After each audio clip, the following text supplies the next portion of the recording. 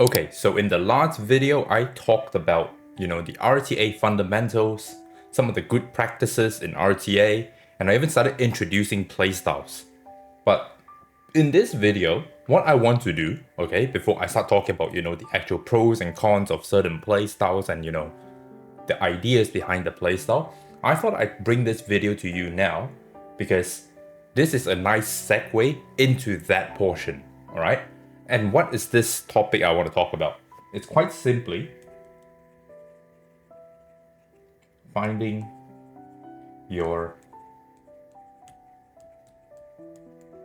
playstyle, okay? Finding your playstyle is very, very important because this is the number one thing that, we have to come to terms with. Everyone, you and I, we both have to come to terms with, all right? And that is not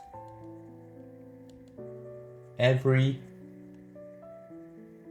account is created equal. All right? What does that mean? We have to take into account that everyone is going to have very different RNG factors to their account in terms of drops, in terms of roles for their modules, in terms of the passives for their shells. We're going to get certain characters that, I'm not going to have, that you're going to have, or I'm going to have and you're not going to have, all right? So not every account is created equal, all right? And in order for, every account to have, some semblance of equality, you have to play this game for a very, very, very long time. And even then, there is still going to be, some inequalities between accounts, all right? If we can come to terms with that, then we can start finding our playstyle. Because finding your playstyle is very, very important, especially because when you get all of this, R&D factors in place, sometimes your account just doesn't want you to cleave. We have to accept that, okay? Now, am I 100% perfect in this, in talking about this? Probably not, all right? Definitely not, actually. But what I have is, a lot of time playing RTA, and because I've invested a lot of time playing it, I have this data set that I just want to share with you guys, and that is the entire purpose of my YouTube channel. I just want to share my experience, and hopefully that gives you more confidence in playing RTA. Okay, because confidence comes from a probability that will happen, and because you've done it so many times, you're confident enough that alright, if I do this, this is going to happen. Okay? So, how do you find your playstyle? And before I can even talk about how to find your playstyle, I want to introduce to you something that I used to introduce in, this slide, which is the play style spectrum. Okay? Now, what is the playstyle spectrum? If I were to draw an arrow here, okay, like that. Okay. Assume this is a straight line, okay? It's a bit curved. Whatever, fuck it. Alright? Now, what is it? Basically, let's say we're gonna put, 4 brackets here. Okay? And these are basically, based off their most defining factor in, any turn-based game, which is your speed. Alright? So if we have 150 speed here, I'm just gonna put that speed,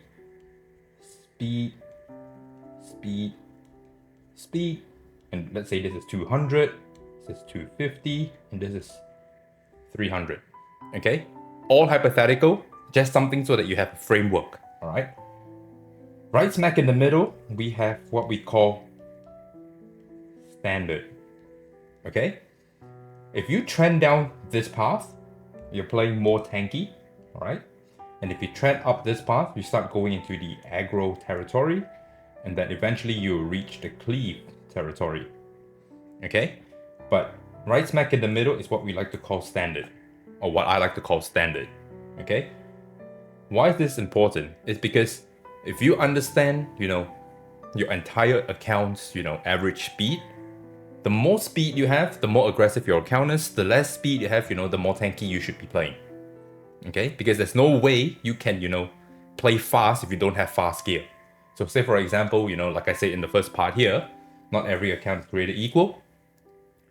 My fastest speed was 264 speed, all right? And that was on a hell kit, okay? That means I only had the plus 153 speed, okay?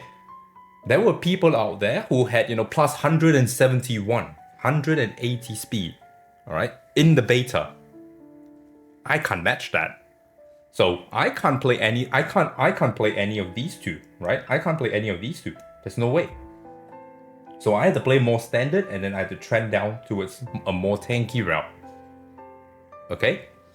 So understanding your play style is quite important, and finding it. So how do you find it? I'm just gonna give you, a couple of frameworks here. Alright? So let's go to a new page here and let's rewrite, finding your playstyle. Alright? So the first framework I want to give you, okay, that I want to share with you guys is, as you're playing the game, alright, as you are, farming for your shells, you're farming for your modules, whatnot, you are eventually, alright, going to have a rough idea. You are going to have a rough idea on modules you like to roll. Okay? Now, we all know that no account is created equal, which means that if you get a piece, chances are you like that piece, all right? Because you rolled that piece, all right? And we all know that it is super expensive to get a mythic from 0 to plus 15, right? And if you have done that, that means you actually like the piece and you actually want to, progress throughout the game with that piece, okay? Especially when you're talking about mythic here, and I'm talking about mythic, all right? Early game, mid game, you're going to be rolling your outstandings to like plus 12, sometimes plus 15, but when it comes to mythic, you have to be, a bit more careful with your coins. If not, you're going to 100% run out of coins. I definitely had that problem, all right? So the first framework is you're going to have a rough idea on, modules you like to roll, okay? The second framework is I want you to pay attention, all right? Pay attention to modules that drop for you. Okay? What do I mean by this? Quite simply, because of all the RNG factors, there is a good chance you're not going to be, getting the perfect, cleave piece, like, attack, crit damage, speed. You're not going to get that, all right? Or if you do, lucky for you. If you don't, what are you going to do? All right? You're going to farm forever? Of course, you're going to get that piece eventually, but that's just going to, take you a long ass time to get, all right? So there are going to be times where you're going to get piece something along the lines of, like, let's say HP, attack, crit, crit damage, all right? That's still not a horrible piece, especially, especially if they are HP percentage, attack percentage, crit, and crit damage, okay? Where's the speed, you're going to ask? Well, it didn't drop. What are you going to do about it? All right? It's still a good piece, okay? And if you start noticing that, you're not dropping a lot of speed, that doesn't mean you can't play the game, okay?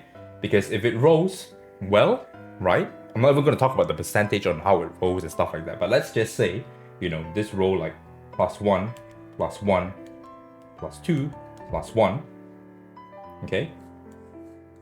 That is still a pretty good bruiser piece, in my opinion. Okay? And so if you have, let's say 10 of these kind of gear, that already tells you, this is probably the way your account wants to go. All right? Try not to fight it. That's the big thing. All right? And just be happy with what you have. Okay? Eventually, if you play the game long enough, you're going to get, the perfect, attack, speed, crit damage, and then you're gonna get, the lucky +1, +4. This can happen, all right? And this can come very early in the game, and then that can probably dictate where your account is going to go already, or it can come super late into the game, all right? So that's why number 2 is so important, because you have to pay attention to what kind of, gear is dropping for you. If a gear doesn't drop the way you want to play, that doesn't mean you can't play the game. It just means that, you're going to trend down a different path on the playstyle spectrum that, we talked about earlier over here. All right, this part here. All right.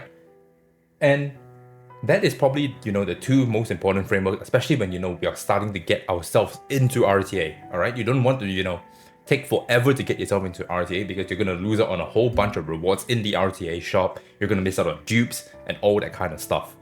And so this is the segue into the different playstyles, so that you know where you're going to be sitting on the playstyle spectrum, and then you can go about your account that way. All right, don't try to fight it. Like for me in the beta, I knew I didn't have speed. All right, I was not rolling godly. All right, the best speed piece I have was a plus 11 speed. That was the best piece, and that was only one off. That was a one-off. People had like 2, 3 of them. That was the best piece I have. So could I really play aggressive or even cleave? No. I could, I knew that I could play standard pretty comfortably.